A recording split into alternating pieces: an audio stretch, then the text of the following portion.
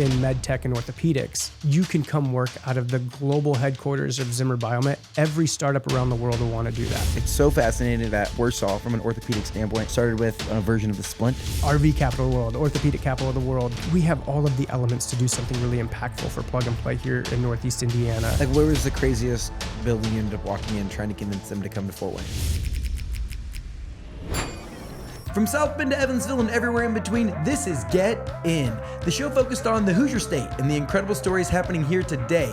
I'm Nate Spengel, founder of Get Indiana, and I will be your host for today's conversation. GetIndiana.com is your one-stop shop for everything Indiana, from festival and event guides to blog posts covering hidden gems, local businesses, small towns, and more. Check it out and learn something new about the Hoosier State at GetIndiana.com, and don't forget to subscribe to our weekly newsletter right there at the top. My guest today is Brandon Noll. He grew up on a small rural farm in Pleasant Lake, Indiana, that's up near the Fort Wayne area, where they raised cows, chickens, and he developed a strong work ethic. He then earned a bachelor's degree in finance and economics from Huntington University while playing baseball there. Today, he leads Plug and Play's Indiana operations, helping bring global innovation and startup acceleration to the Hoosier State. Plug and Play is a global innovation platform headquartered in Silicon Valley. Its mission is to accelerate innovation globally by connecting the best startups to the world's leading corporations while bringing Silicon Valley-level startup resources to emerging regions like Indiana. They say emerging. I say we're on the precipice right there. Today, we're going to talk about growing up in northeastern Indiana. We're going to talk about Plug and Play's big bet on Warsaw and what that means for the entire state. And we're just going to chop it up a little bit about the state of Indiana. Brandon, welcome. Love it. Need you to come around with me to be my hype guy. There we go. I mean, give me like 2 takes at it and I can really, really rip it, good. man. That was good. I love it. We're talking all things Pleasant Lake. For those that are unfamiliar, geography, where's this at? The suburbs of Angola. The suburbs of Angola. Yeah. Beautiful Steuben County, baby. Go Hornets. Go Hornets, yeah. Come on. Class of 04. Let's go. They're while we're taping this, they won sectionals. So they faced the dude from Knox. That's who they have? That's who they have. So good luck. Go Hornets. Well, by the time this comes out, we'll already know how that unfolds. Let me just tell you, Miles McLaughlin is the real deal. Well, yes. Dude, he's about to break Derrick Henry's record. Insane. Do you bet early? Will Angola stop Miles McLaughlin in the Knox and his team? My understanding is this is kind of a Cinderella story for the Hornets. So they're going up against it. This is like a David and Goliath. David and Goliath. Situation. All right. Well, the listeners will know by this point what happened in that story and how that turned out. Yeah. But best of luck. Thanks. I mean, but on the other side, it's a Cinderella story that this small farm kid from Indiana could wind up, competing with Derrick Henry for the national record. But you're no stranger. Small farm kids can do a lot of big things. They can. And that's where your story takes off. Was from what some people might call a hobby farm, but like. This is the early 2000s, raising animals, learning that responsibility, like helps put food on the table. Talk to me about growing up in that rural culture. Yeah, I mean, we didn't have a lot financially, but we were very rich in love. I have 2 parents who just loved and poured into my brothers and I. So I have two younger brothers. They're twins, and everyone thinks it's cool that I do this venture capital. One's a fireman, the other one's a police officer. So their lives are exponentially more important in what they're doing than what I do. In Angola? In Angola, all in Steuben County. Heck yeah. So yeah, we had cows and chickens growing up, and it wasn't like, hey, let's make a lot of money. It was more probably, hey, got 3 boys' mouths to feed. Yeah, and so if we were able to raise 10 head of cattle and we sold off 9 of them, could that pay for the 10th one, where we would kind of have a free freezer full of beef, and then we hunted and fished and had chickens with eggs and all of that. I did not know that was something that people did for fun. I thought that was like, hey, this is how we're going to eat. So to fill the freezer. And so it was our way of lifestyle. It was, pre-social media, pre-internet, really having direct TV. We had whatever the bunny ears would get on the TV. So we were outside from morning until night, and it was a fun lifestyle. Looking back on it, it was like super appreciative of how I was raised. Yeah, I totally agree. Coming from a small town, like I used to always say Bourbon was the best place to be from. Yeah, like it's spectacular. We never went to Fort Wayne. My family would say if we can't have it in Pleasant Lake or Angola, why do we need it? So going to Fort Wayne, that was the big city. to Oh, us. yeah. It was massive. They had a mall. It was wild. It's pretty wild to think about that. And that's 21 years ago, like when you graduated high school, 21 years ago. Was college always the plan? I think a lot of times in small towns, like people don't end up going to college. No, it wasn't. So I was thankful. My mom, it would have been when I was in middle school, she chose to go back to school to be a teacher. So she went to what was Tri-State University, now Trine. Go Thunder. Yeah. She went back to school. She was like a server at Pizza Hut at night and went to school during the day. And I learned doing flashcards with her for her to pass biology. And so I watched her go back to school. And so for me, it would have been sophomore or junior year of high school. They said, what do you want to be? And I was like, well, I want to be poor. So like I searched, we got a computer lab my junior year of high school. I searched like who makes a lot of money, and it said financial advisors. And so I was like, well, I'm really good at math. I like supply and demand. I'm going to go finance, and I'm going to go to college, and I'm going to leverage athletics to get to college to help pay for some of the college because we didn't have the money to pay for college.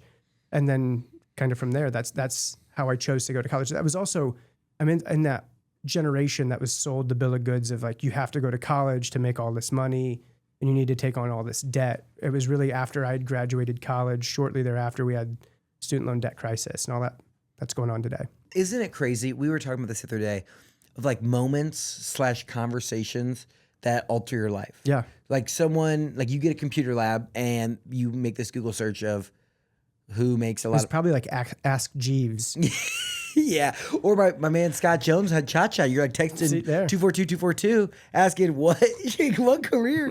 And that like impacted you. Yeah. You're like, cool. Yep. Like I bet, how long do you actually think you gave it research on?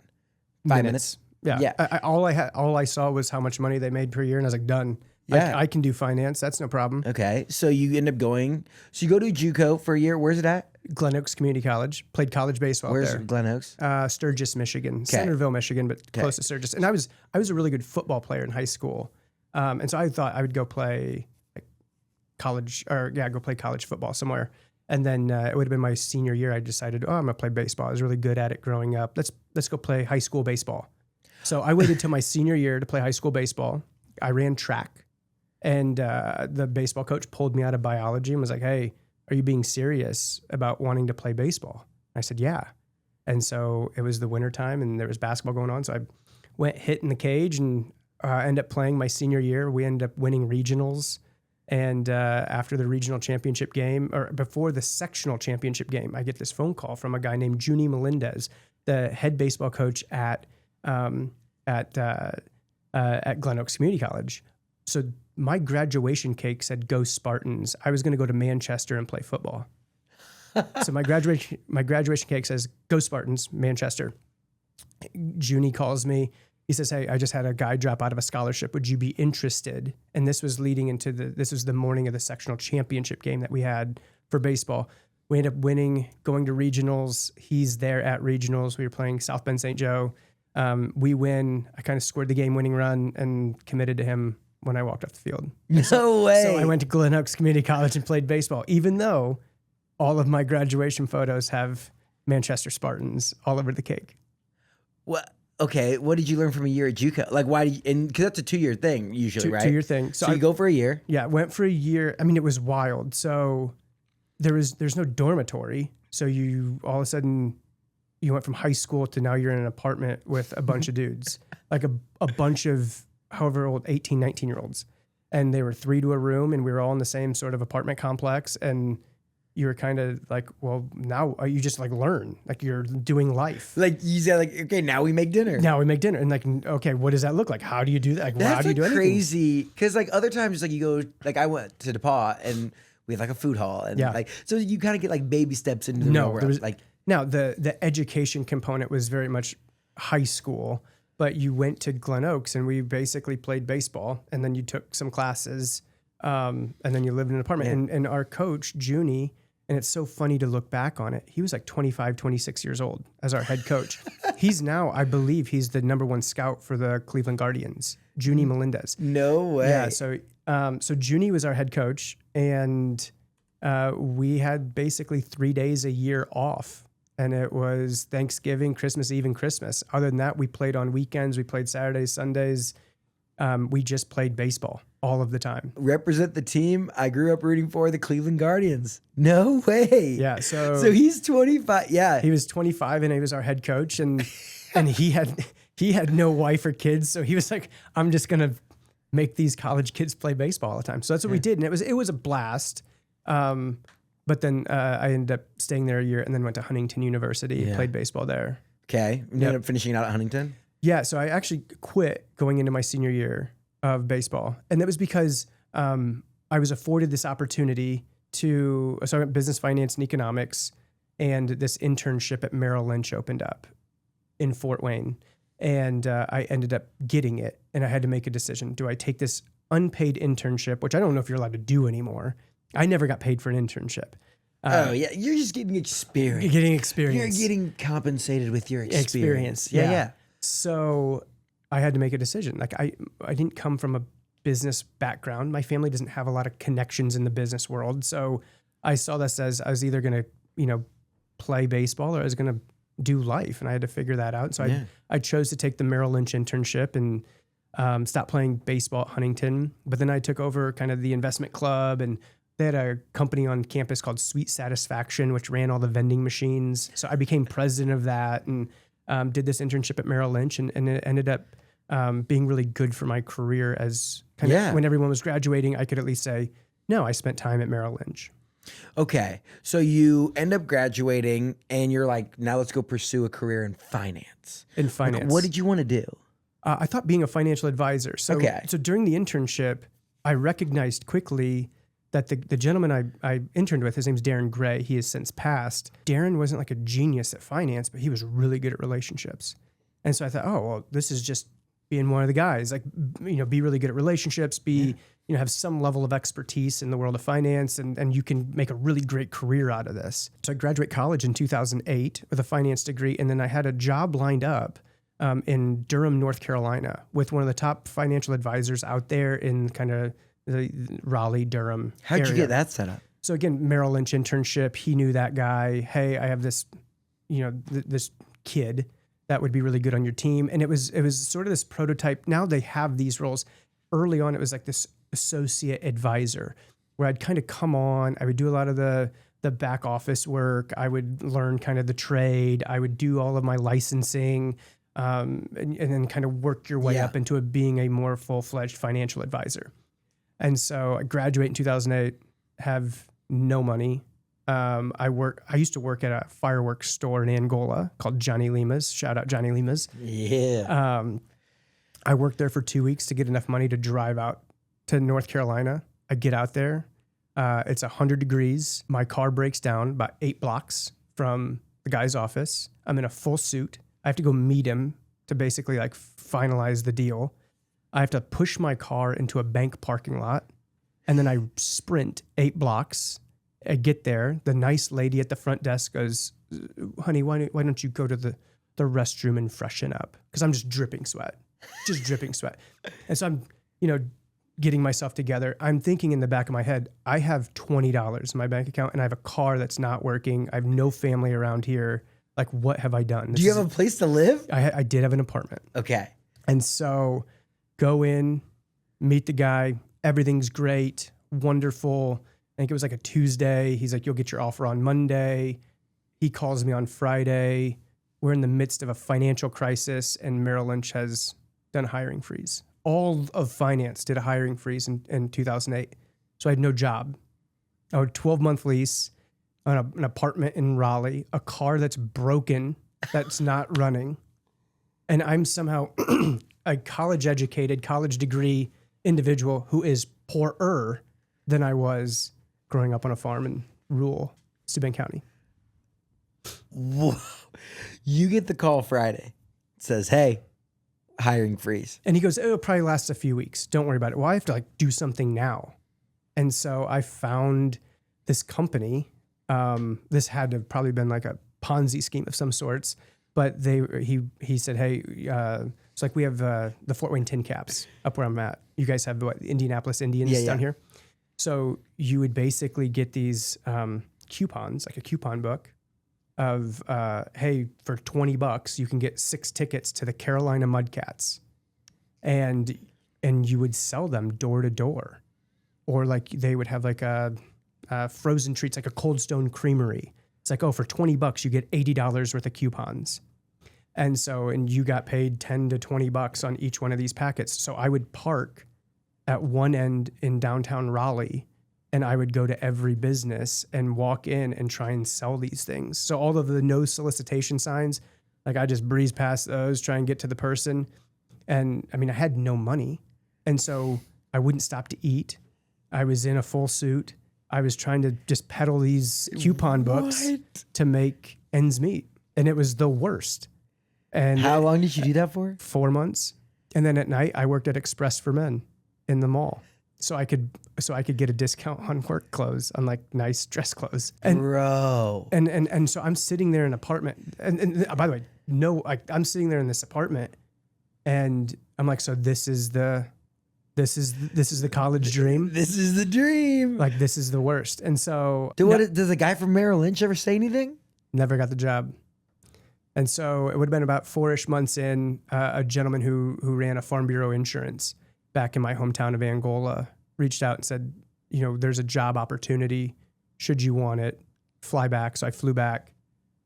He paid for my flight to come back. So I flew back and met with the hiring people at Farm Bureau. And they ended up saying, well, we can't have you do the one in Angola, but we have this brand new agent role in Fort Wayne, and you'll make $40,000 a year. I was like, done. I will start tomorrow, because whatever life I have out here in North Carolina is miserable, and I will come do that. And did you have any friends in North Carolina? No, I had 2 people I knew.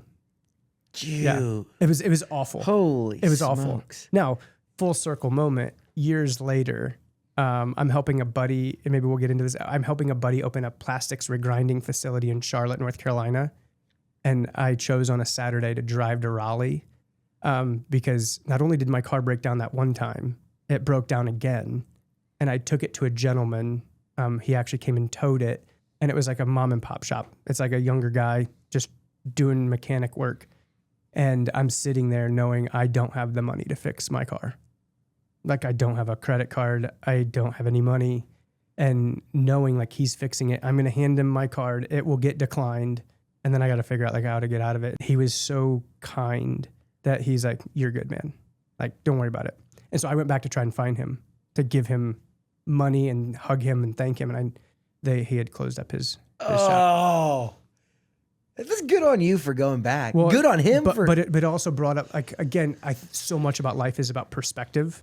Yeah. And without one growing up, probably how I grew up, the time out in North Carolina, you don't appreciate the moments you have like today. And so I went back to like kind of relive some of those battle scars, so to speak. Wow. I mean, that would have been so cool if you would have found him. And he's like an older man now, and just like, you're one of the good ones. Well, if he listens, I don't even remember his name, but yeah, avid listener, Smith's Tire and Engine Service out there in Raleigh, North Carolina. Get Raleigh, come on. Yeah, insane. So you ended up coming back to Fort Wayne. Came back to Fort Wayne to do insurance. Yeah. How long does that last? 2 years. And okay. I was good at the relationship sales part. What I was not good at is selling life insurance, which was a big push. It's like, sell life insurance. And I was like, I have no life experience to recognize the importance of life insurance. I was good at selling auto insurance, good at selling homeowners insurance, but I had always wanted to do something in finance. And so a job opened up at a financial firm in Fort Wayne as like an entry-level portfolio analyst. So I took a big pay decrease to go take that position. And then I was in that role for a couple years and then worked my way into the director. And then we were kind of overseeing around $110 million. And over the course of a few years, grew it to $300 million. So I was 28 managing, $300 million in the stock market. And there you go. That was cool. And that's the college dream right there. I think when you go to study finance, like that's what you want to end up doing, something like that, right? It is. But you end up getting out of that. Yeah. Well, you ever see the movie Forrest Gump? I have. So you know how Forrest starts running? Yeah. And then like all of a sudden he's like out in the desert and he turns around and he's like, I think I'll go home now. Yeah. Well, and all of a sudden he's like returns a kickoff in an Alabama football game, like all this stuff, right? Yeah. But I equate my finance days to that. I mean, I worked all of the time. Mm-hmm. I had no personal life. I was really, what's going on in Asian markets, what's going on in Greek debt crisis, and managing money. I'm assuming this is why people are addicted to gambling. I mean, every day there's winners and losers when it pertains to the stock market, and you can watch your account go up and down. And that was wildly addicting to someone who's fairly competitive. And so I worked all the time, and that's all I cared about. Didn't care really about relationships or finding the next thing. So I ended up leaving that position, helped one of my best friends coach Woodside Middle School football that goes into Homestead, filters into Homestead. And then took a break from everything. And you're like, I'm just going to coach football. Yep. And then did that, and then went out to Charlotte, North Carolina. Helped a buddy open a plastics regrinding facility there, and spent the next 3 months kind of in Davidson, which Steph Curry. Shout out Steph Curry. And then, also avid listener of the pod. Yeah, huge listener of the pod. And so, went out there and kind of listened to podcasts and was figuring out kind of like, what do I want to do next? So the one buddy, he drove the semi truck and I drove a forklift, and we worked all week. In plastics regrinding? Plastics regrinding. So like bottle caps, they regrind them into finer, smaller plastics, and you make coat hangers and such out of them. And so did that for a few months. And then a gentleman named Nate Reeser with Reeser Design out of Roanoke, Indiana, technology company, called me and said, hey, I need help, building a sales and marketing team here. I've kind of grown this organically over the last 18 years. Could you come help? And I was like, no. Like, I was just doing finance. Like, I'm not showing up to sell websites. Like, that sounds like zero fun. But either way, he begged me to come back. I came back, listened to what he had to say, and he was very adamant about work-life balance, which I had no idea what that was. But I take the role and help him kind of building out Reeser Design. And he says, you can't work more than 45 hours a week. He was like a very early adopter of the 4-day work week. So Monday through Thursday, everyone worked 10-hour days. Yeah. Fridays were off. I used Fridays as like a flex day where I'd work kind of half a day, do proposals and such. And then through my time there, I think I did it, 4 or 5 years. Then the Northeast Indiana Regional Partnership reached out, and they had a business development position opened up. At this moment, I had met my wife, and she kind of brought a lot of stability to my life and really probably changed my perspective on, just like doing things not selfishly, because now you had another person there.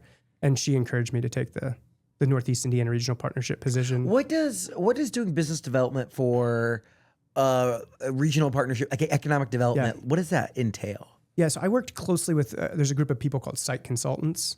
So if you're a big multinational corporation, you'll hire this site consultant whose job is to understand your challenges or your wants and desires, and then find markets where it would be advantageous for you to open up a manufacturing facility or office space. So I worked a lot with them. So I was traveling around the United States, going to a lot of the major metropolitans, meeting with C-suite executives. I'm like, come to Indiana and here's why. Like, where was the craziest building you ended up walking in trying to convince them to come to Fort Wayne? Oh, I was on like the guy underneath Elon Musk. I talked to Tesla. So when Tesla was trying to do their Gigafactory, which they launched in like outside of Austin, Texas. There's a company out of Fort Wayne that does all of their fire protection for all of Amazon's and all of Amazon, all of Tesla. And they had a high up contact. And so we were trying to get Indiana on the map to get something along those lines. That was many years ago. I mean, that could have been kind of fun. It would have been sick. And then it turns out Northeast Indiana ends up getting EV just in a different way a little bit later. Yeah. It's funny how all that works out. Yeah. I tell you what, I appreciate my time in economic development because it makes you appreciate everything you see around you. Because there's so much time, effort, energy by unnamed people.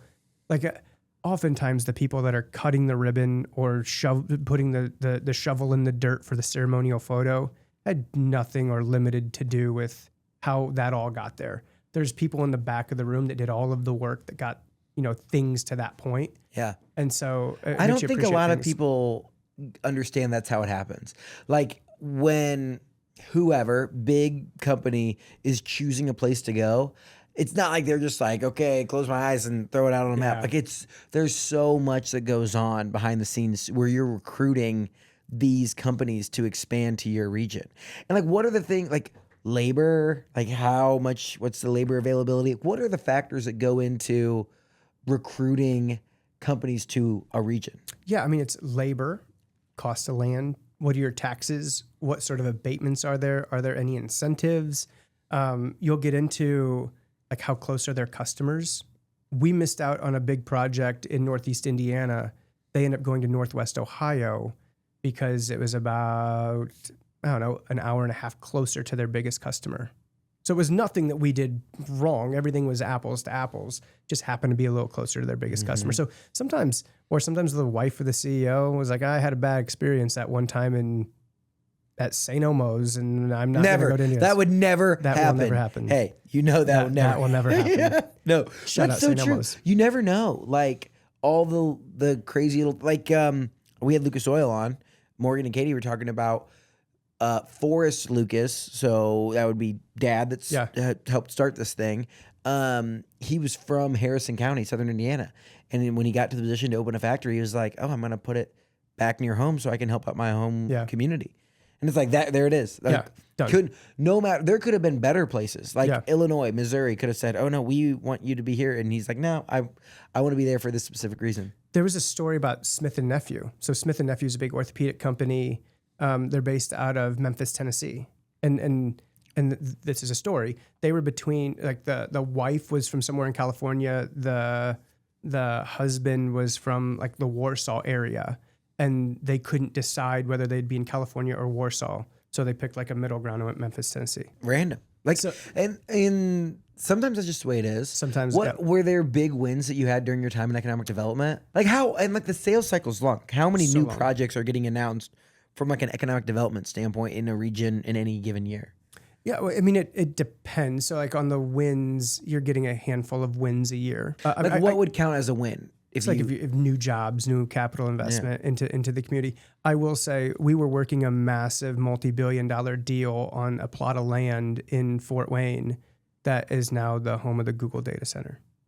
So if it wasn't for all the groundwork that, quite frankly, the Northeast Indiana Regional Partnership and Greater Fort Wayne Inc. and others were putting into it, then it wouldn't have been uncovered that this land was available for Google. And if that all of a sudden gets us flagged and being in trouble because everybody's up in arms about data centers, apologies. I mean, they are big capital investments. Yeah, it's I understand the power piece of it, but they're massive capital investments. There's not a lot of wage. There's a big tax benefit that happens. Yeah, but also I'm not living near one, so it's kind of shame on me for giving much of an opinion on it because I don't have to live near a big data center if there's noise or if there's whatever happening. I mean, but it's interesting too, where like. So much of these things, it makes me glad that I'm not a person that has to make those decisions. Yeah. Because it's like, you're danged if you do and you're danged if you don't, because, you're bringing in more tax revenue and helping out. Like, you do look at some of these places and it's like fixing potholes and, making the quality of living better. But like it can happen if you have things to fund it. Yeah. It's like, and then I think there's an education component, both for like the public. On kind of whether it's data centers or solar panels or, even just a new factory wind coming turbines. Like, I mean, the thing is that you're never going to make everyone happy. You're like, not. You could. I mean, these places that put up wind turbines and all of a sudden like they're ugly. I hate them. But like we got new roads. Yeah. So, like I think on the north side of Cincinnati, Ohio, I think they have a casino, and it was like everyone was fighting like, no, can't have this casino. Don't have the casino. And I think it's some percentage of their profits, like 5% of their profits go to the school system in Greater Cincinnati. So it funds all of public education, but you have this casino. And so it's kind of like, like that. And like, that's just the balancing act that is politics, I feel like. Yeah. And, in like economic development, whatever it is, it's like to get innovations, to get advancements in your quality of life, there have to be taxes or there have to be something on the other side to fund it. You can't just like, wave your magic wand and make it happen. Like, so I think my days in economic development, I mean, when you're dealing with a lot of different stakeholders, a lot of different people with different wants and needs and desires, and it's a balancing act to try not to make everybody mad at you or everybody like you. It's so important, but it's a thankless gig. It is a super thankless. It's a definite thankless gig because it's always like, what have you done for me lately? Yep. And then it's like the other side of people like complaining that they don't want this or that or the other thing. Yeah, it is a thankless job. Yeah. And so shout out to all of y'all who do economic development. You are important. Yes. And you matter, and your work. We understand that it's a thankless job, but you're getting a thanks from us. Shout out economic developers. Yeah, right. So okay, so that leads you into I meet plug and play. Okay, take me back to meeting plug and play. It probably all ties back to how I was raised. We're out at a conference called Select USA. The state of Indiana has a big booth. Northeast Indiana, we decided, well, we want our own booth. We want to do kind of our own thing, bring in our own leads, have our own conversations. And so we have our own booth, and I'm getting ready, and you have a ton of meetings. So Select USA, tens of thousands of foreign companies come to Washington, D.C. to try and find where they can land next or have their first U.S. operations.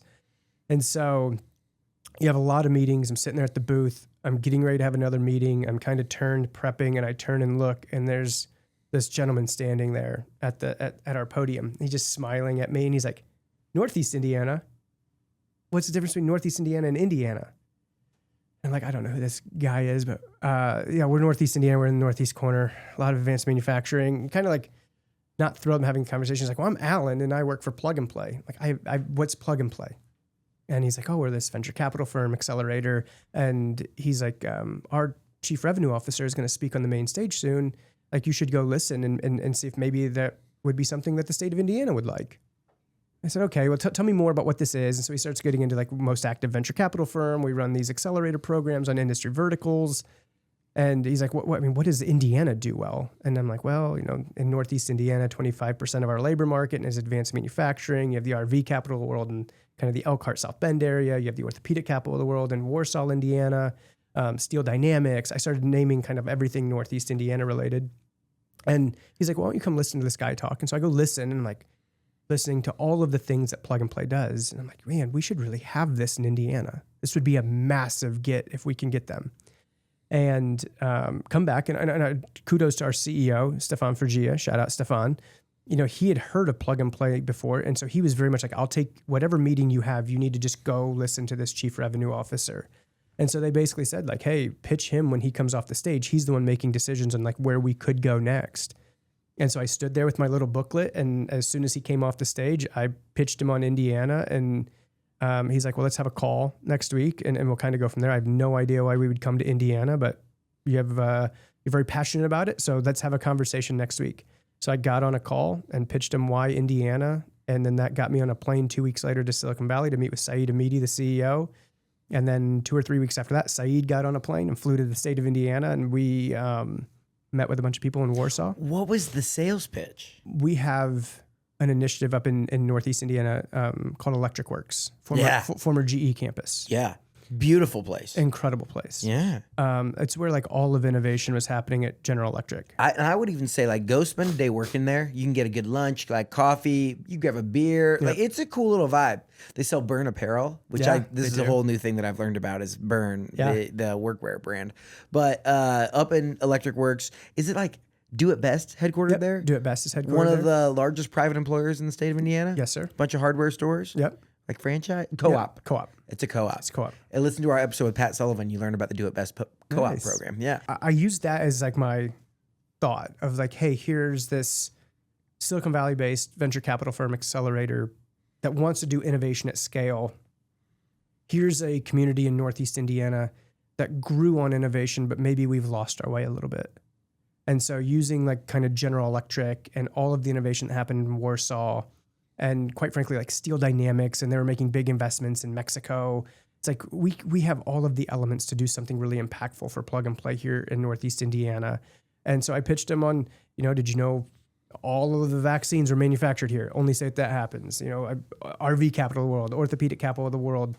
Talking about kind of, Fort Wayne and the housing market up there was a top 5 housing market and place to live. And you have all of these smaller universities in Northeast Indiana. There's 42,000 college students in Northeast Indiana at 10 different universities.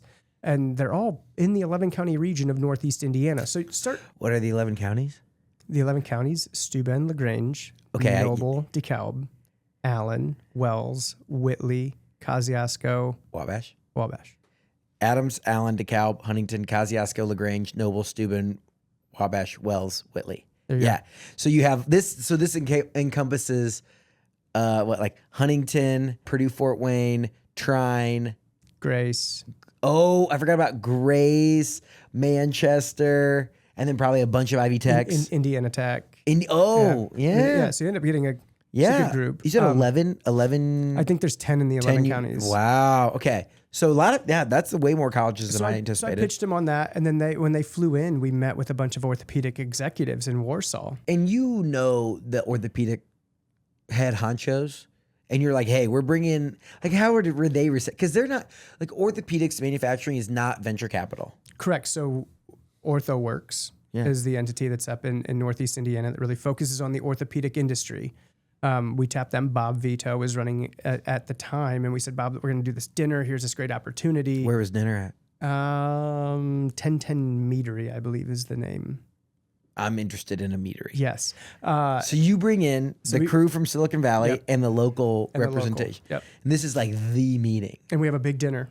And Plug and Play talks about what they're doing. And out of that meeting, and this is all serendipitous. So Jim Lancaster was leading global recon for Zimmer Biomet. Ivan Tornos had recently become promoted to the CEO of Zimmer Biomet, and he wanted people to do something bold.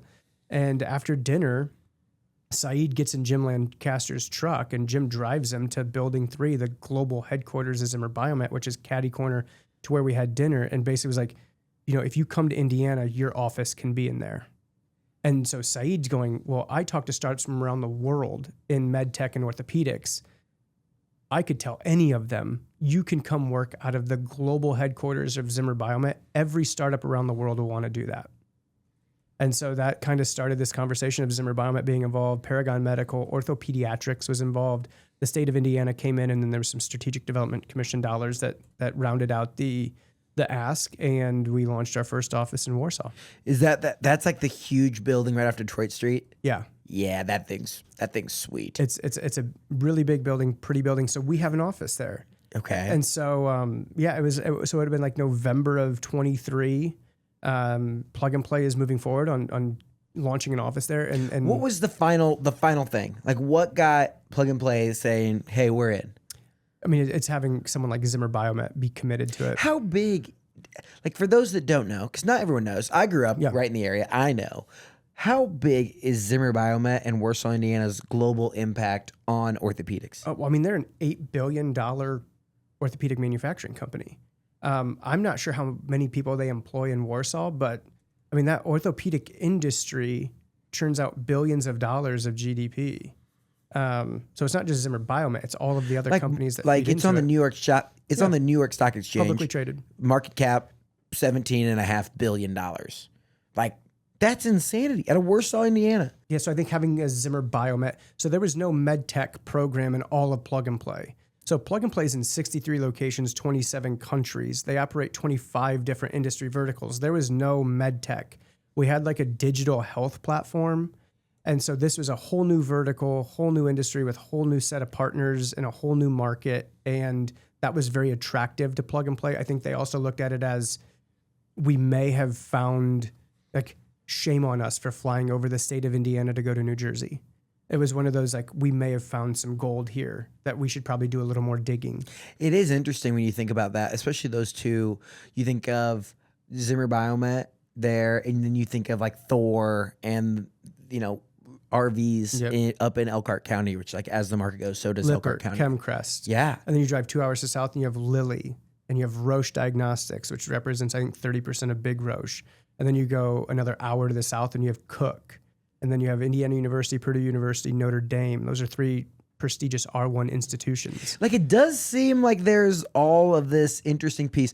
And I do think we need some background on Plug and Play. Yeah. From like, who are they? Like, the average Midwesterner is not going to know Plug Zero and Play. idea. Yeah. So Plug and Play was started by Saeed Hamidi and his brother. They owned a building. Was it called Plug and Play originally? No. What was it called? I'll tell you the story. So they were selling Persian rugs off University Avenue in Palo Alto, so near Stanford's campus.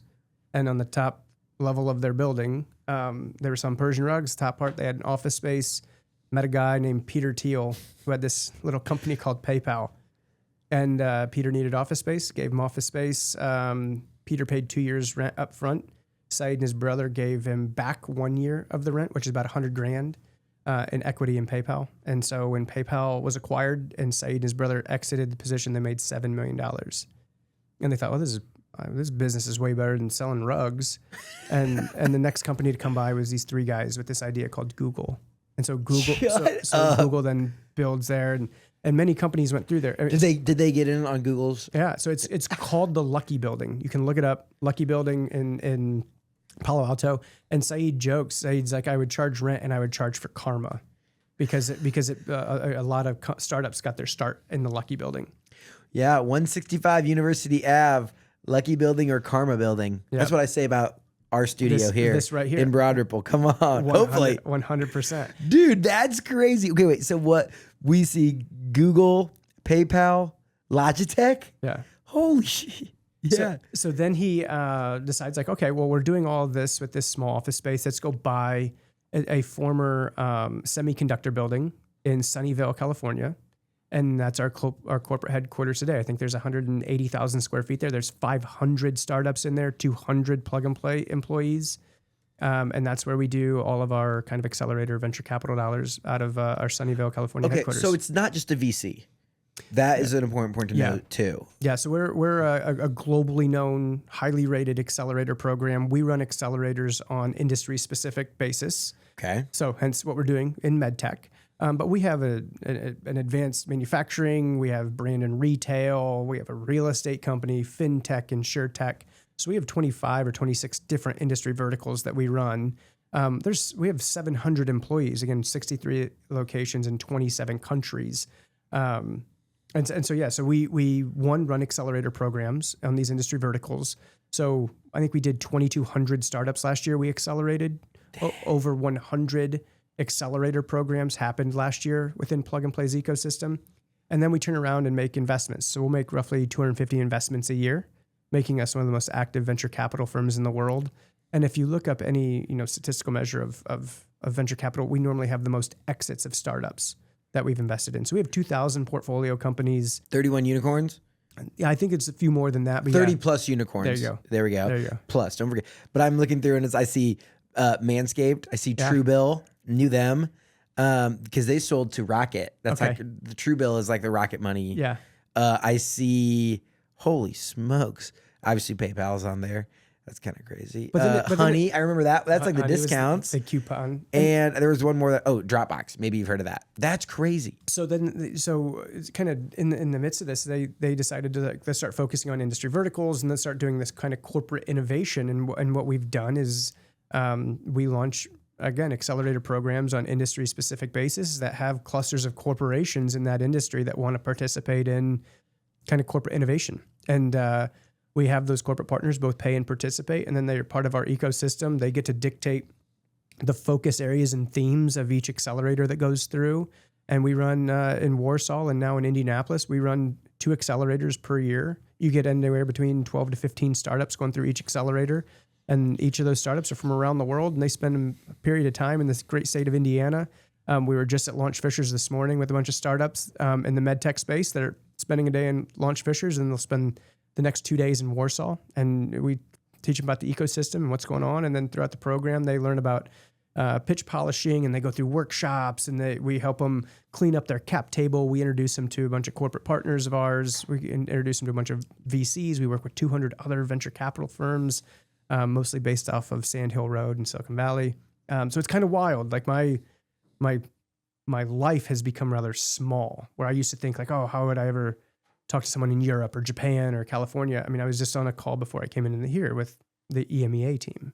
EMEA? Yeah, EMEA. What's EMEA? Was it Europe, Asia, Middle East, whatever, Middle East, EMEA. Europe, the Middle East, and Africa. There you go. Wow. So yeah, we have a team over there. We have a team in Japan. The inaugural accelerator in Warsaw. How many companies? Yeah. Where were they from? How long did they stay? How many of them stayed? I think, and I want to really hammer this part home. I think that these are great opportunities for our state. The part that stinks is that a lot of times we'll like help get them off the ground, and then they'll leave and go like grow their company somewhere else. So if we go back to November of 23, I'm on a flight from Dallas where I just met with a bunch of site consultants back to Indiana. And Saeed immediately calls me and said, I want to offer you the position to run the Warsaw office. And I said, Saeed, I want to run the state of Indiana because I think I can do this in other markets. I think we have other industries that we can accelerate in the state of Indiana. And with him not knowing fully about the state of Indiana, he's like, sure, whatever. So I became the director of Indiana, started January of 24. And then the first cohort started November of 24. Or, I'm sorry, March of 24. So you had two months 2 months. before. Yep. But did they already know what companies were coming in? No, we figured that out rather quickly with the team out of Silicon Valley. And then I hired a program manager, Eileen Alberding, and then hired a ventures associate in MedTech, Carlins Joas. So let's see, the first batch, I think we had 8 startups in it. We really worked closely with, like, again, Zimmer Biomet, Paragon Medical, and at the time, Orthopedics. So there were 8 startups. They were from all over the place, all around the world. I couldn't tell you exactly where they were all from, but I think we had 8 in batch 1, maybe 9 in batch 2, 11 in batch 3, and we have 12 here in batch number 4. And they come from all over. I mean, the company from Chicago, company from Switzerland, from Australia, up in Michigan. So they kind of come from everywhere. We've had one in MedTech. We've had one startup from Indiana that has gone through our MedTech program. Wow. Okay, so lots of new companies are getting exposure to Indiana. Yeah. And then so we've had 5 stay. Okay, stay in Warsaw? Stay in Warsaw. Okay. We have a number of other companies still talking to the state of Indiana and other entities throughout the state that may stay. They come here. Here's what I think people need to understand. I'm super thankful that I've been able to travel around because I could see other cities and other markets. And that has given me a perspective of, like, you know what? Indiana's not so bad. We have a lot of great things here. And these startups who are coming from around the world into our ecosystem and community, they recognize that there's a lot of people that want to see them win. And I think that for a startup, like, is kind of wind in your sails. Like, oh, I have people that want me to win. Oh, and it's not that expensive to be here. Oh, and if I'm in Warsaw, I'm 50 minutes from Notre Dame, or maybe I can tap into that engineering talent. Or it's like, you know, I have some tie to West Lafayette because someone I know went to Purdue. Like, you kind of open people's eyes that this state is pretty great and people should lean into it. And so these startups end up like, you know what, I'm going to stay a little longer. Yeah. You know, I'm in the orthopedic capital of the world. So if I need something to be like small batch produced, I can go work with a Paragon Medical or some other small entity in the ecosystem. You all know I started Bourbon for Bourbon to give back to my hometown after the tornadoes. That's actually how I first got connected to Rare Saint Whiskey. They stepped in to help raise money to support my home community. Rare Saint was created by the team behind St. Elmo Steakhouse, the James Beard award-winning restaurant that's been serving Indianapolis for over a century. They took everything they know about food, flavor, and hospitality and put that into whiskey. Think of it as the steakhouse experience in a glass. But they do it differently. Instead of mass production, every barrel is hand-selected for its rarity and character. If it's not extraordinary, it doesn't get bottled. And that care is paying off. Their limited release, Trinity, was named Blended Whiskey of the Year and scored 96 points from USA Spirits ratings. Today they offer 3 incredible options: the 5-year bourbon, the wheated bourbon, and the rye whiskey, each crafted to make every pour memorable. Rare Saint, the whiskey for the conversation. There's been 4 so far, or they're coming up on the 4th one. We're in the middle of batch number 4. So we've accelerated 28 startups so far, and the last batch has 12 in it. So it'll be 40 total. Sure. Yep. At the end of this batch. Yep. And 5 have stayed thus far. What would it take to get 100% of them to stay? Well, what do they need? Well, when they all need capital and customers, that's what every startup needs. So they need Zimmer Biomet to be their customer, and they need Plug and Play to write them a big check. What are like the typical businesses? Like, what are some of let me wrap my head around what's growing there. Like in the medtech space? Yeah. So it's like, think of sensor technologies, robotics, a lot of pre-op, like a pre-surgical, like how can we do, how can a surgeon look at your knee, give specific parameters and numbers, and then actually have it go 3D printed for you to get your own personal orthopedic. So it's very much like patient-friendly care, like patient-centric care. And then, there's a cool company right now that I think is out of Japan maybe, or Korea. And they basically, like, you set up they're an app, and you set up your phone over there, and you're doing your workout, and it hits like 18 different biomarkers on like what's your, extension and how you're doing. And then it'll tell you like you need to do more. And that's for post-op. So like companies like Zimmer Biomet, they look for those sorts of things. There's one of those in the Sports Tech HQ world that's doing the same thing for training for soccer clubs. Yeah. You can like do your cone drill and all the stuff. Yeah. And it like knows, it like looks at you and like predicts like how athletic you are. And I Yeah. did one of the ones at, it was TED Sports. I like did it and did not score that. Turns out I'm not an athlete anymore. Okay. Okay, but so capital and customers. Capital and customers now. And you also have startups that want to learn. Like it's teaching them pitch polishing, getting in front of other venture capitalists to pitch their idea or their product. And so I think to keep them here, we don't have a ton of venture capital dollars in the state of Indiana. So if you're in life sciences or med tech, you're normally running out to Boston or you're running out to San Francisco or San Diego to get money. So I think where my brain has gone is how do I start drawing some of them, those Boston, San Francisco, San Diego VCs and bring them to the state of Indiana to kind of do a road show. Like come to the Indy 500 and let's like show you around to the startups that we have here in this great state. Because here's my hypothesis. If you make an investment, wouldn't you want them to be in an environment like Indiana where you're not taxed, there's not a lot of regulatory, you have Eli Lilly, Zimmer Biomet, you have these large corporations here. You can get really good talent from Indiana University, Purdue University, Notre Dame, Rose-Hulman, Ball State, and it's not that expensive for that talent relative to Boston, San Francisco, San Diego. So if you're making a strategic investment in life sciences or med tech, why wouldn't you want that startup to be in the state of Indiana? Like why? I mean, you could just get on a plane. Indianapolis has one of the best airports. So get on a plane to go fly out to San Francisco, but run your business here in the state of Indiana. And so that's what I'm telling startups. Yeah, I mean, like you think of PayPal from the beginning. Yeah, $200,000 for 2 years of rent. Like, you're not paying that here. Not paying that here. I mean, not you for get yourself a building. Yeah. So that's how I look at it. Is if we're going to start investing plug and play dollars into these two industries that I kind of oversee, med tech and life sciences. Well, and I'm eager to hear how the med tech parlayed into the life sciences. Yeah, so we were up and running and doing well and had an established program. How do you quantify doing well? We ask there's two kind of entities that we're working with, our corporate partners and our startups. Mm-hmm. And so we ask both of them before every batch during every year kind of to score us on different measurables. And really it comes down to like an NPS score. Yeah. And so we'll ask startups, on the front end, we do an intake. Hey, what are your wants and needs? How can we help you? And then at the end of it, they score us. And so by every statistical measure, our med tech program in Warsaw, Indiana is the highest rated program in all of plug and play. So all around the world, best one, Warsaw, Indiana. Now go a step further, there's a couple other med tech accelerators, especially in the United States. We've had startups go through our program and their program and have said the plug and play program was better. So that's great. Let's keep going. So that's how we kind of quantify it. Now on the corporate side, are they seeing high quality startups? Are they seeing startups they want to invest in? Are they seeing startups they wanted to get into POCs or pilots with? So we keep close contact with our corporates, making sure they're seeing the right deal flow of startups coming to them. Yeah. Is the tip like, have there been any acquisitions? Has Zimmer like seen one of those companies come through? Like, yeah, I'll buy that. TBD.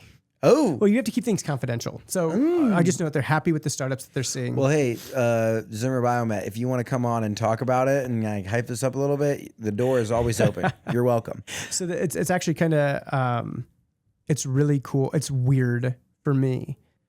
Like I met with the head of NVIDIA Global Health, and then not 5 minutes after that meeting, met with two individuals who were 6 months into their startup journey, trying to figure out like, how do we go to the next level? That's a weird place to be, like to listen to both sides of that equation. And so I think for me and my team, like that's fun because then we can take all that information and help the state of Indiana. But that's how we kind of quantify it. We make sure our corporate partners are really happy, make sure the startups feel that the program that they're going through is valuable to them, because ultimately, like we don't take any money from the startup. We take no equity in the startup. For them to go through the plug and play program, it is free. It is $0. And so we really want to see the startup be the best version of themselves at the end. How many of them come out on the backside and do you guys write checks into? So if you think about, we accelerated 2,200 startups last year, big plug and play. And we made 250 investments. So roughly 10%? Yeah. Ish, something like that. We've made 3, I think, investments in med tech up to this point, and we accelerated 28. So yeah, about 10%. Yeah, that math checks out. Yeah. And And then, so now you have this second accelerator starting in partnership with the lab. IU Lab. Yeah. Yeah. So that's really cool. Again, we're doing great work in Warsaw. I had been running around the state, kind of telling everybody about plug and play and this opportunity, and really trying to strategically figure out like, okay, what would be the next logical industry? And like, it doesn't take a rocket scientist to figure out like, oh, if you're doing something in Indiana, you should either do advanced manufacturing or life sciences. I mean, Indiana is the number one exporter in life sciences. It's a $99 billion industry for the state of Indiana. So again, we are the number one exporter in life sciences, more than California, both on the life sciences side and the pharmaceutical side. So for me, I started coming down to Indianapolis, spending some time with the folks at Lilly, going down to Indiana University, going to Purdue, trying to figure out like, hey, do we launch a life science program in Indianapolis? And at that same time, the team at Indiana University was putting together a proposal for the Lilly Endowment to do IU Lab. And so we got to be a part of those conversations. And in December, I think the Lilly Endowment or Lilly Foundation agreed to pay $138 million for IU to build a 6-story building at 16 Tech that will be called the IU Lab. And there's an accelerator component and there's a pre-accelerator component, and the accelerator is run by Plug and Play and the pre-accelerator is run by Generator. And we work closely with the CICP and BioCrossroads on kind of that concierge white glove approach as these startups come into our ecosystem to know that they have all of the tools here to be successful, and they should stay in Indiana. Wow. Yeah. $138 million development. Yeah. It'll be really cool. So groundbreaking was a couple weeks ago. And so it's... What can we, like, is it like an actual lab? Yeah. So in 2027, the building will be built. So there's 6 stories. I believe there is lab space in IU Lab, or you can go use BioCrossroads. We have a couple other lab facilities in central Indiana. That's crazy. Yeah. And if you... This is all because... What was the guy's name that sat outside your at your booth? Alan Shee. Alan. Shout out Alan Shee. Shout out to Alan. By the way, he is a close friend of mine. Yeah. So we work in tandem. I talk to him nearly every day. He is a close friend. He loves Indiana. Yeah. He wants to move to Carmel. Oh, Al, where's he at now? He's out there in Silicon Valley. He is realizing that $1 million in Indiana is different than $1 million in... Just a little bit. Yeah. I mean, I'll let you know. If you think $1 million in Carmel is something, wait till you get $1 million in Sheridan, buddy. You want a homestead? You might be able to buy like a third of a city block and share, maybe the whole thing. You might get a Pleasant Lake, Indiana. You might be able to buy Pleasant Lake, Indiana. For $1 million, you could get a nice chunk of Bourbon's Main Street. Oh, for sure. For sure. That it's on my bucket list. It's on my goals. All you need is $1 million. Oh, just $1 million, dude. Okay. So we're running this accelerator program in concert with Indiana University and IU Health and BioCrossroads and Generator, and it's really cool. And my belief is this will continue to evolve, and you'll end up seeing, a lot of other entities, not just Indiana life science entities, that are partnering into what we're doing in the state of Indiana. Yeah. What do you think Indiana needs to really capitalize on this momentum from like a startup accelerator position? Venture capital dollars. This is all well and good. I was just saying this to someone the other day. So the Fort Wayne Tin Caps are the minor league single A team to the San Diego Padres. If we don't start bringing venture capital dollars at scale into the state of Indiana to invest big dollars and big checks into life science and med tech startups, will only ever be the minor leagues to Boston, San Francisco, and San Diego. And I say that where they can come here, they can proof a concept, have an idea, maybe even get a product. But then when they need actual big dollars to scale, they feel like they have to go to Boston, San Diego, San Francisco. They end up being the major leagues. Then they have a big exit. All of the money stays in those localities. And we were the ones who kind of help build them and foster them. And then we lose out to those places. So I'm trying to be like, how do we circumvent the system? How do I get people from Boston to actually come to Indiana to write checks? Or your podcast just blows up. You make some really good investments, and then you can be your own like life science venture capital firm. How did you know that's what I was planning on doing? Yes, there you go. Lamar Wilkerson. This is a perfect example of this. He is now playing for in IU Bloomington. Playing basketball. Lamar Wilkerson came up in a mid-major. Sam Houston Like, Yeah. Sam Houston made him who he is. Yeah. He signs a huge NIL contract, all the stuff with IU, pays back over 6 figures to Sam Houston as a thank you for helping him develop. Incredible. This is like very, except for they're not paying back their mid-major contract. The state of Indiana. It's like you develop these places and then they go and capitalize out there, they get their exit, and then they deploy the capital back in those areas. Yeah, when Exact Target was acquired by Salesforce, like it spun out High Alpha, and a lot of that money stayed here. A lot of that wealth stayed here. Yeah. A lot of that wealth, when it goes to either coast, it stays in either coast. So I want it to come here. Techstar Sports Accelerator. Yeah. Like they incubated and accelerated a lot of tech companies here, but like I don't know how many of them stayed. Yeah. Unfortunately. Yeah. And so it's like you get plugged in, the Pacers, the Colts, the Indianapolis Motor Speedway becomes customers, blah, blah, blah. But then you pick up and 3 months later you leave. And you leave. But you already have those relationships. And like the thing is that Hoosiers do want to see you win. Yeah. So it's not they're going to be like, oh, we don't want to help you anymore, even though now you reside in San Francisco. And I think the benefit, if I think about IU Lab and Plug and Play, Yeah. And the relationship we have. IU Lab is run by David Rosenberg, who's the former Secretary of Commerce for the state of Indiana. Jillian Turner, I think she oversaw all of foreign direct investment for the state of Indiana. I come from regional economic development. My program manager, Eileen Alberding, she comes from economic development. I think us in particular, we think about all of this stuff through the lens of economic development. And shout out Jaws with IU Lab as well. He was with the IEDC. There we go. But I think for us, like we're looking at this on an economic development basis. Like not only can we accelerate these startups from around the world, but how can we then keep them here in the state of Indiana? Because we have all of the things that a startup would want and need. We just need to increase the venture capital dollars. I do want to know. Yeah. We have to talk through real quickly the history that made Warsaw, Indiana, the orthopedic capital of the world. How did that happen? So a gentleman named Reverend Depew got off of a train in Warsaw, Indiana in, I think, the early 1900s. He figured out how to make a splint. He found a bunch of farmers were breaking fingers, and he built a splint that helped farmers in their fingers. And that started Depew. Inside of Depew, so Reverend passes, Reverend's widow takes over Depew. Inside of Depew was this really good sales guy named J.O. Zimmer or Justin Zimmer. And he had this other revolutionary idea that ended up not being done through Depew. He spins out his own company called Zimmer. So now you have Depew and Zimmer battling each other in this town of 16,000 people in Warsaw over splints. Inside of Zimmer in the 1970s was a gentleman named Dane Miller, a genius engineer. He spun out his own company named Biomet. And so at one point in time, you had Depew, Zimmer, and Biomet all in a town of 16,000 people having their multinational global corporate headquarters there in Warsaw, Indiana. And so just from those three entities, you have a ton of companies that spin out just from that family tree. And then obviously Depew Synthes becomes J&J MedTech. J&J MedTech just spun Depew back out. So now Depew is its own orthopedic spin out of J&J MedTech now. Zimmer and Biomet, I think in 2016, merged to create Zimmer Biomet. Huge news. It was massive. So it is fun talking to Zimmer Biomet folks because you know people who are Biomet folks and people who are Zimmer folks. So Zimmer was buttoned up. I mean, suit and tie every day.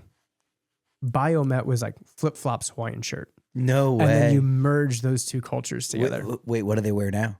They're probably more like this. They're a little more laid back. So we lost the Hawaiian shirts and the flip-flops, but we spun down the suit a little bit. Moved up a little bit. Yeah, so that's how it became orthopedic capital of the world. And I think, there's $30 million in ORI money, the Orthopedic Retention Act, that was in the state legislature a couple of years ago by Rep. Craig Snow. To build a facility up there to really continue to push orthopedic innovation and make sure that remains the orthopedic capital of the world, making sure companies like Zimmer Biomet, Medtronic, Paragon Medical, Orthopediatrics, and others stay there. Don't leave there. They feel like they have all the assets there. Did they ever sell? Like, obviously, Depew sold to Johnson & Johnson, and so did Zimmer at some point, but then was spun back off. I don't know the answer to that. I think that it's interesting that they didn't just get PE-ified. They broke Velocity to become New York Stock Exchange, like that kind of company. Because a lot of times you'll see, someone builds a big company in Indiana and then they end up selling to PE and then they just try Paragon Medical. Paragon Medical was bought out by PE. Yeah. They're an Amatech company now, okay. which I think is out of Pennsylvania. And how is that?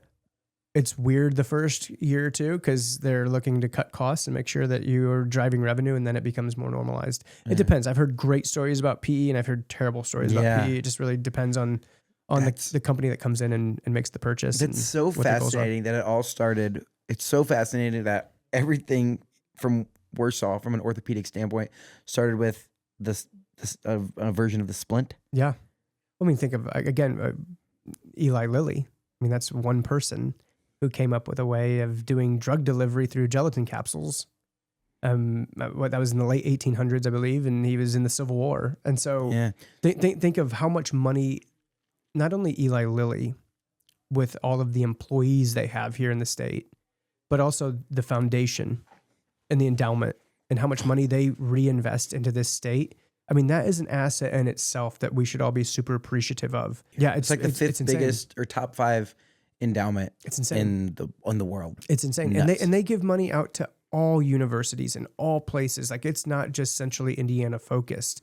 I mean, I know Grace College received Eli Lilly money recently, and for initiatives they're doing. So I think it's fantastic, and it's an asset that our state has that we should all really appreciate. The company Eli Lilly, because then also, if you see a lot of executives at different universities or different places, I mean, I just listened to someone this morning on a panel that's like, I was 22 years at Eli Lilly. You have a lot of those folks in our community in positions of leadership where they grew through Eli Lilly. So again, that was one person at one time that started a company, and look what it did. Same thing with like Lucas Oil. I mean, again, you had Chuck on Sweetwater. Like, you have so many of these really cool stories where an entrepreneur is a startup, and then they kind of stay here, they set roots here, and then they grew here, and then they stayed here, and they reinvested here. I mean, Vera Bradley, they have a hotel called The Bradley up in Fort Wayne. Like, they reinvest in Fort Wayne.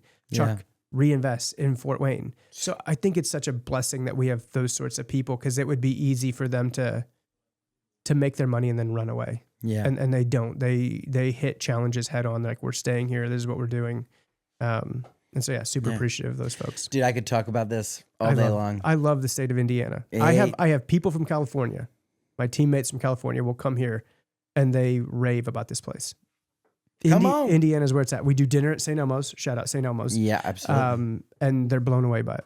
Blown away by St. Elmo's. Amen. Okay, we've come to the part of the show where we get to talk all things Indiana. Great. A little bit of rapid fire here. Yeah. This question is brought to you by our friends at JC Hart. They're a leader in creating enjoyable living experiences at apartment communities all across Indiana and beyond. Check them out at homeisjchart.com. My question for you, why do you call Indiana home? I've had the opportunity to go other places, and there's just something that keeps bringing me back here. I think this is a great place to raise a family. I think it's a great place for sports. Even though we're entering winter and I'm not a huge fan of the cold, it makes me appreciate the spring, and it makes me appreciate the summer. It makes me appreciate the fall. We have hundreds of lakes in the state of Indiana. We may not have mountains. We have hundreds of lakes. You can go down to Bloomington and it's beautiful. You can go up to Angola, 101 lakes in Steuben County, and be on the lakes. And guess what? 60 miles is 60 minutes. That is so true. Unless you're dealing with like whatever's happening on the north side of Indy. But most spots in Indiana, 60 miles, 60 minutes. So it's easy to get around. I love how close we are to cities like Chicago. And for me, I mean, from the cost of living, we have a great house. We live a perfect middle-class life, and we don't have anybody infringing on what we're doing. We can live the life that we want to live as a family. And I just really appreciate kind of how nice people are. We underestimate that piece. There's like this humble Hoosier, this Midwest nicety. I mean, people are kind to one another, and people are so quick to like open doors for people. It's like, oh, you should talk to so-and-so. And then all of a sudden you have an email introduction and then to like the person. And it's like, well, I think you just start piling all of those pieces together. This is a great place.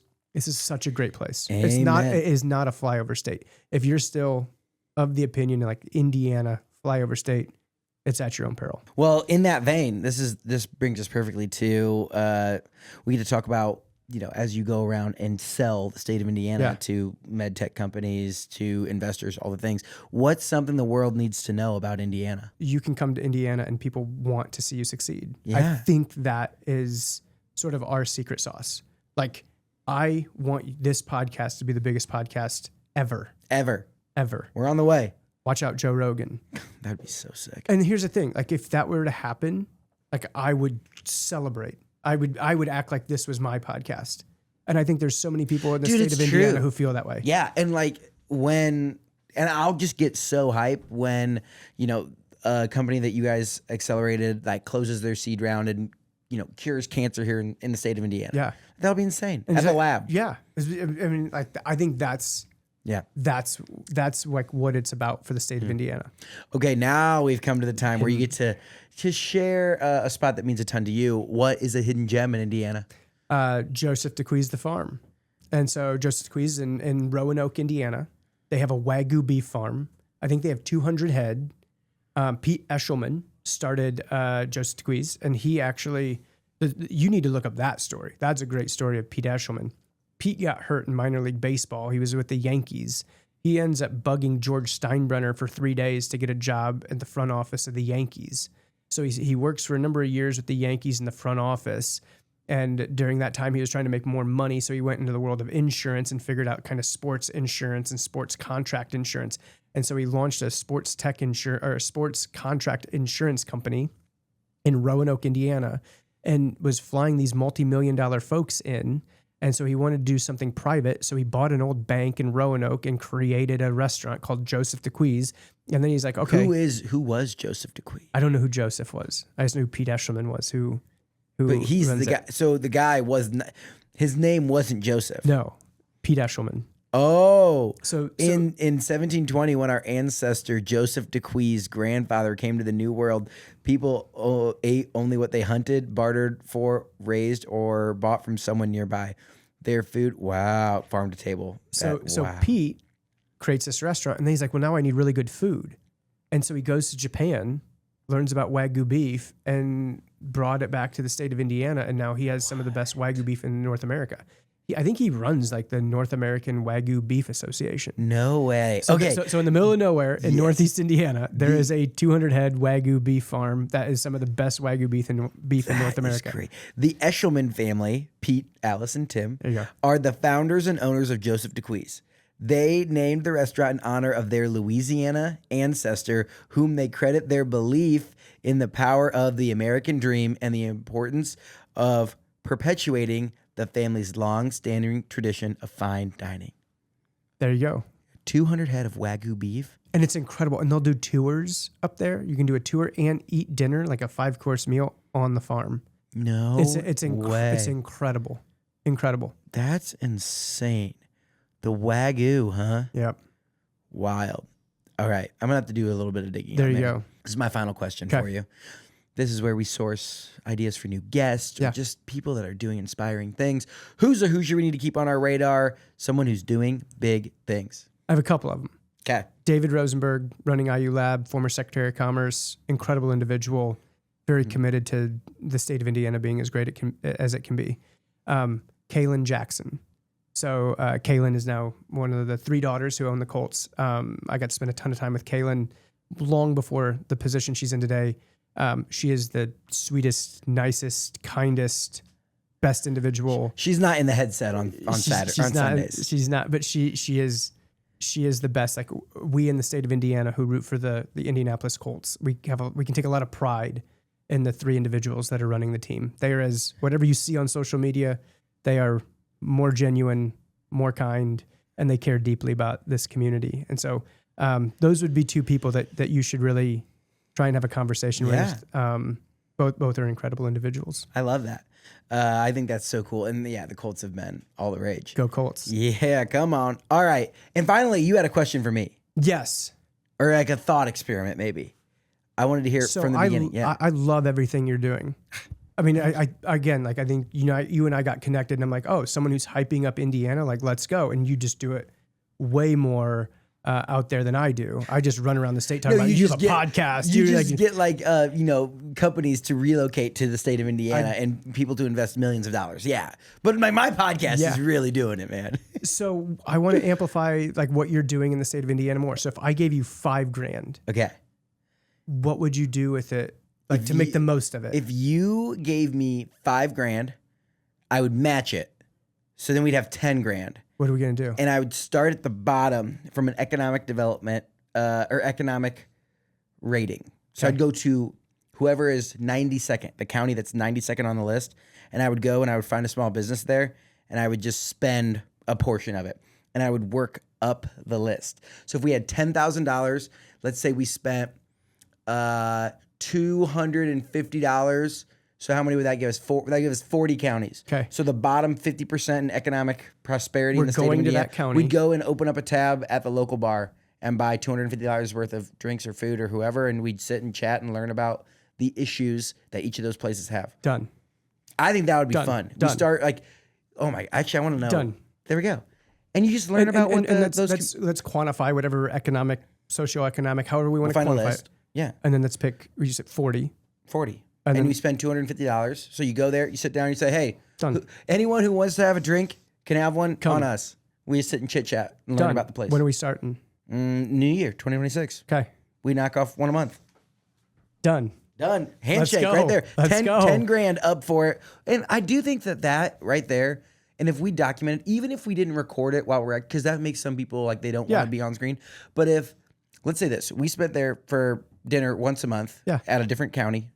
Whoever wants to come and chit chat with us, you sit at the bar, you can learn so much. And then you come back and you just document the process.